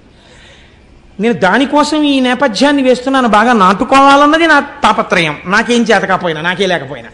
కానీ మీరు చూడండి, ఒక్కొక్కడికి శివారాధన యందు మూర్ఖత్వం ఉంటుంది, లేదా ఈశ్వరారాధన యందు మూర్ఖత్వం ఉంటుంది. మామూలు మూర్ఖత్వం చాలా ప్రమాదకరం. మూర్ఖజన చిత్తము తెల్పన సాక్ష్యమేరికిన్ అంటాడు భర్తృహరి. మూర్ఖుడిని ఎవడు బాగు చేయలేడు రాన్నాడు ఆయన. కానీ శివార్చన యందు, ఈశ్వరార్చన యందు, ఇది విష్ణు స్వరూపం కానివ్వండి, శివస్వరూపం కానివ్వండి, మూర్ఖత్వంతో ఉన్నా సరే రక్షించేస్తుందండి. మీకు నేను ఒక ఉదాహరణ చెప్తాను. మనకున్న నాయనార్లలో దండి అడిగల నాయనారని ఒక నాయనారు ఉన్నారు. ఈయనకి 2 కళ్ళు లేవు. ఈ దండి అడిగల నాయనారి దగ్గరికి వెళ్ళి ఎవరో చెప్పారు, అయా శివాలయం పక్కనున్నటువంటి తటాకాన్ని ఆ రోజులలో శివార్చనని అంగీకరించినటువంటి మతస్థులు, పేర్లు చెప్తే మళ్ళీ లేనిపోని ఇబ్బందులు ఎందుకు వచ్చిందని, అన్యమతస్థులు తటాకాన్ని కప్పెట్టేస్తున్నారని చెప్పారు. నాకా 2 కళ్ళు లేవు, నేను వెళ్ళి ఏం తవ్వుతాను అని ఆయన అనుకునేవాడు కాదు. రాత్రి వాళ్ళు పనిచేయరు కదా, వాళ్ళు ఎంత కప్పెట్టేశారో నేను అంతా మళ్ళీ తవ్వేస్తానని ఈయన గుణపం పారా పట్టుకుని అందులో దిగిపోయేవాడు. వాళ్ళు కొన్ని 100 మంది కలిసి కప్పెట్టేవారు. ఈయన ఒక్కడు అంధుడు దిగేవాడు. దిగి పారతో వేసేసి అది ఎటు వేస్తున్నాడో కూడా తెలియదు ఆయనకి పాపం. తడుముకుంటూ వెళ్ళి పైన వేసేసి నేను మళ్ళీ శివుడికి తటాకం తవ్వేస్తున్నాను అనేవాడు. ఒకరోజు తెల్లవారిపోయిందని తెలుస్తుందా? తెలియదు ఆయనకు, అంధుడు. అన్యమతస్థులు వచ్చేసి చూశారు. ఓరి గుడ్డివాడా, అంధుడా, మేము కప్పెట్టే తటాకాన్ని నువ్వు తవ్వగలిగిన మొనగాడివా, నువ్వు తవ్వుతావురా అంధుడివి అన్నాడు. ఆయనకి ఎక్కడలేని కోపం వచ్చేసింది, మూర్ఖత్వం వచ్చేసింది ఆ కోపంలోంచి. ఏమన్నారా నన్ను అంధుడు అన్నారా? మా స్వామే కనుక ఉన్నది నిజమైతే రేపు ఇవాళ రాత్రి మళ్ళీ నేను తటాకం తవ్వడానికి వస్తాను కదా, నా కళ్ళు కనపడాలి, మీ కళ్ళు పోవాలన్నాడు. ఎంత చిత్రమైన మాట చూడండి, మూర్ఖత్వంతో అన్నాడు అంతే ఆ మాట. వాళ్ళు పెద్ద పరిహాసం చేశారు, నోరు మొయ్యి, రాత్రికి మళ్ళీ తటాకం తవ్వుతావా, మా కళ్ళు పోతాయి నీ కళ్ళు వస్తాయా, అది చూద్దామని మళ్ళీ కప్పెట్టి వెళ్ళిపోయారు. మళ్ళీ రాత్రి వచ్చాడు, కిందకి దిగి గుణపం పారా పట్టుకున్నాడు. ఈశ్వర, తెల్లవారేటప్పటికీ నా కళ్ళు రావాలి, వాళ్ళ కళ్ళు పోవాలి, మళ్ళీ చెప్తున్నాను, నువ్వు ఉన్నావని నాకు నమ్మిక అన్నాడు. తవ్వాడు. ఇప్పుడు ఈశ్వరుడు సంకటంలో పడ్డాడు. మహాభక్తుడు అన్నమాట నిజం చేసి తీరాలి, నచ్చ చెప్తే విండవు. కాబట్టి తెల్లవారుతోంది, ఈయనకి కళ్ళు వచ్చాయి, వాళ్ళకి కళ్ళు పోయి, అందరికీ కళ్ళు పోయి. ఈ విషయం మహారాజుకు తెలిసింది. రాజు స్వయంగా బయలుదేరి వచ్చాడు. ఇన్నాళ్ళు వీళ్ళు చేసినదంతా అసత్య ప్రచారం కనుక వీళ్ళ నాలుకలు కూడా కోసేయండి అన్నాడు. ఇప్పుడు వాళ్ళు తడుముకుంటూ వీళ్ళని ఈ రాజ్యంలో ఉండకుండా రాజ్యం బహిష్కారం చెయ్యండి, నిష్కారణంగా వీళ్ళ మాటలు నమ్మి నేను ఎన్నో దేవాలయాలు మూశాను, కోనేరులు కప్పెట్టాను, కాబట్టి వీళ్ళని బయటికి తోసేయండి, నా చేత పాపం చేయించారన్నాడు. వాళ్ళు తడుముకుంటూ రాజ్యంలోంచి బయటికి వెళ్ళిపోయారు. అలా మహానుభావుడు దండి అడిగల నాయనార్ మూర్ఖత్వంతో శంకరుణ్ణి కిందకి దింపేసి ఈశ్వరాస్తిత్వాన్ని నిలబెట్టాడు. ఇప్పుడు చెప్పండి నాకు, భగవంతుని యొక్క అర్చనయందు వచ్చిన క్రోధము, భగవత్ సంబంధము చేత కలిగినటువంటి ఈశ్వరుడున్నాడన్న పూనిక చేత వచ్చిన మూర్ఖత్వము, ఈ రెండు ఒక్కొక్కసారి రక్షణ హేతువులైపోయినా అయిపోతాయి కూడా ఆ పూనికలు. మనం చెప్పలేం. ఈశ్వర సంబంధములో అవగుణములు గుణములుగా భాసిల్లుతాయి. ఇది ఎవరికైనా, ఎంతటి వారికైనా. ఈ నేపథ్యంలో మీరు కేదారేశ్వరుడి యొక్క శివలింగం గురించి వినే ప్రయత్నం చేయండి, మీరు తొందరగా సమన్వయం చేసుకోగలుగుతారు. ఇందులో ఆ హిమాలయ పర్వతాల దగ్గర మహానుభావుడు ఆ కేదారేశ్వరంలో ప్రతిరోజు కూడా ఆ నరనారాయణులు ఒక పార్థివలింగాన్ని అక్కడ ఉంచి ఆ పార్థివలింగాన్ని ఆరాధన చేస్తుండేవారు. వాళ్ళు చేస్తున్నది పార్థివలింగానికి. పార్థివలింగం అంటే ఇంత మట్టితో చేసిన శివలింగం. వాళ్ళు ఇంత మట్టితో మేం చేసిన శివలింగమే కదా అని వాళ్ళు అనుకునేవారు కాదు.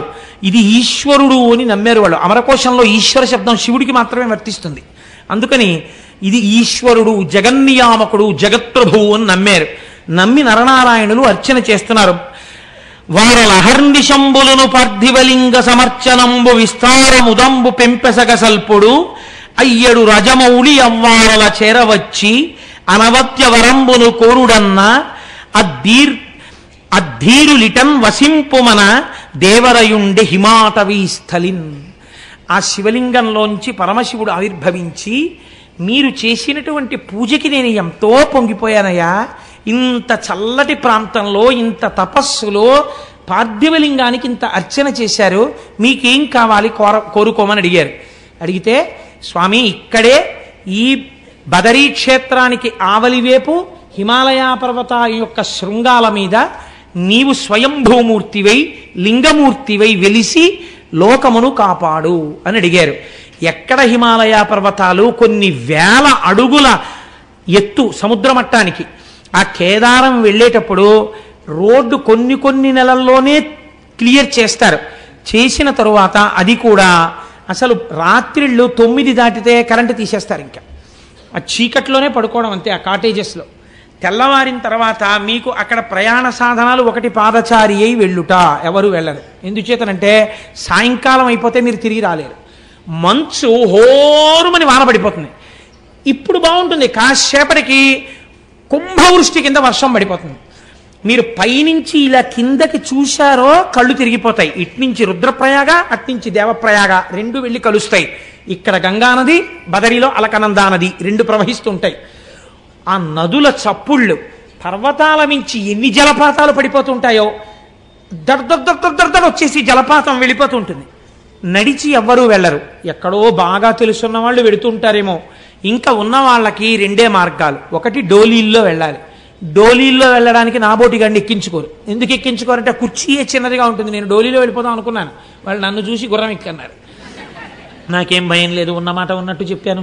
కాబట్టి ఆ చిన్న కుర్చీలో అసలు పట్టం, ఏదో కొంచెం కాస్త డెలికేట్గా ఉండి అందులో కూర్చునేవాళ్ళంటే ఎక్కువ మందిగా ఆడవాళ్ళని ఎక్కించుకుంటారు వాళ్ళు. అందుకే ఎక్కించుకుని ఆడవాళ్ళని ఎక్కించుకుంటారంటే నా ఉద్దేశం, నేను ఏ అపవిత్రమైన భావనతో నేను అంటలేదు. వాళ్ళు కొంచెం మగవాళ్ళ కన్నా సన్నగా ఉంటారు కాబట్టి వాళ్ళని వహించడం తేలిక అని. వాళ్ళు పాపం చాలా సేవ చేస్తారు. వాళ్ళు మగవాళ్ళలో సన్నగా ఉన్న వాళ్ళు ఎక్కుతుంటారు, మిగిలిన వాళ్ళు గుర్రాలు ఎక్కాలి. విచిత్రం ఏంటో తెలుసా అంటే 2 గుర్రాలను ఒకటే తోలుతాడు.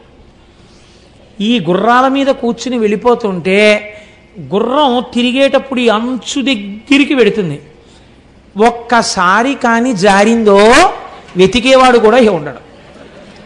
ఇంకెవరు వెతకడం అన్న సమస్య ఉండదు. ఎందుకంటే కొన్ని వేల అడుగుల నుంచి కింద పడిపోతాం కదమ్మా, వెళ్ళాం కదా మనం. అన్ని వేల అడుగుల నుంచి కింద పడిపోవడమే, చిన్నాభిన్నం అయిపోతుంది శరీరం. అసలు వెతకరు. కేదారంలో పడిపోయాడంటే కైలాసం పోయాడని వెళ్ళిపోతారంటే. కాబట్టి ఆ కేదారానికి వెళ్ళేటప్పుడు 10 రూపాయలు ఇస్తే ప్లాస్టిక్ కవర్ ఇస్తాడు, డిస్పోజబుల్ రెయిన్ కోట్. అది వేసుకుని ఆ గుర్రం ఎక్కి వెళ్ళిపోతుంది. హోర్న వానొస్తుంది, తడిచి ముద్దయిపోవడం అంతే, దిగడానికి ఉండదు. కేదారం వెళ్ళి కేదారం నుంచి కిందకు వచ్చిన తర్వాత గుర్రం దిగిన వాడు నడుస్తుంటే అసలు వీడికి నడకొచ్చా అనిపిస్తుంది. ఇవన్నీ పుళ్ళైపోయి ఎంత నొప్పులు చేసేస్తాయో అలవాట్లేక ఆ గుర్రం మీద కదలికకి. అది జీను కదులుతుంటుంది కదా, దాన్ని కొంచెం గట్టిగా ఏమైనా ఇలా తొక్కిపెట్టి ఏమైనా అందామంటే అది కాస్త కాలు జారింది అనుకోండి, కిందకి అయిపోయిందే. కాలుని పెడితే పెట్టింది, కిందకి దిగితే చాలని అలా కూర్చోవాలంతే. కానీ వెళ్ళి తీరవలసిన యాత్ర. ఇన్ని వేల అడుగులు పైకెక్కిన తర్వాత స్వామి దేవళం కనపడుతుంటుంది. పరుగున లోపలికెడితే లోపల పెద్ద అంతరాలయం. అక్కడ కేదారేశ్వరుడిగా వెలిశాడు మహానుభావుడు. కేదార శివలింగ దర్శనము చేసిన వాడికి మోక్షము కరతలామలకము అని శివమహాపురాణం నిర్ణయం చేసింది. పెద్దలు నిర్ణయం చేశారు. లేదా అలా జరగాలని ఎవరు కోరుకోకూడదు. కేదారము విడుతున్నప్పుడు పడిపోయినా వాడికి మోక్షము సత్యమే, దొరికి తీరుతుంది. అటువంటి కేదారేశ్వరంలో ఆ శివాలయంలో ఒకానొకసారి ఒక విచిత్రమైనటువంటి స్థితి జరిగింది. ఆ వెలిసినటువంటి శివలింగం కొన్ని యుగాలైపోయింది. యుగాలైపోయిన తర్వాత శివాలయాల్లో శివలింగానికి ఒక గమ్మత్తు ఉంటుంది. శివుడికి పునఃప్రతిష్ఠ ఉండదు. ఎందుకుండదంటే శివలింగం అలా క్షీణించిపోయి ఏదో ఇంత మొక్కు ఉందనుకోండి, అదే శివలింగం అంతే. దానికో కవచమో మట్టో తొడిగేసి అంతే అభిషేకం చేస్తారు, అంతేగాని గుణపాలెట్టి తవ్వేసి మళ్ళీ పునఃప్రతిష్టలనే ఉండవు దానికి. కాబట్టి కొన్ని యుగాలు దాటిన తరువాత అంతన్ కొన్ని యుగంబులైన పిదపన్ హర్యశ్వ సంకాశుక కుంతీపుత్రకులల్ల లింగమును బల్కూర్మిన్ సమీపింప ఆద్యంతాతీతుడు శంభుడొక్క మహిషంబై పారుటన్ గాంచి కౌంతేయుల్ కడుభక్తిమై నుడిసి లాగన్ చిక్కెం పుచ్చం బటన్. ఈ పాండవులందరూ 5గురు కలిసి కేదారేశ్వరలింగ దర్శనానికి వెళ్ళారు. వెళ్ళి ఆ ఆలయంలోకి వెళ్ళి ఉన్నటువంటి చిన్న శివలింగం, అప్పటికి ఆ చిన్న శివలింగ దర్శనం చేసుకుందామని వెళ్ళారు. ఎక్కడి నుంచి వచ్చాడో పరమాత్మ, ఆయనకు అదో ముచ్చట. ఆయన ముచ్చట ఎందుకు అలాగంటే మనం ఏం చెప్తాం? అన్నమాచార్యులు వారు అడిగారు, ఏమిటయ్యా ఈ ఉయ్యాలలో కూడా ఏమిటి, 2 భార్యల్ని చెట్టు 2 పక్కలా పెట్టుకుని, అది పిల్లలందరూ వచ్చారా, నువ్వేమో ఉయ్యాల ఎక్కి ఇటు శ్రీదేవిని ఇటు భూదేవిని పెట్టుకుని చక్క ఉయ్యాలు లొగుతుంటావా?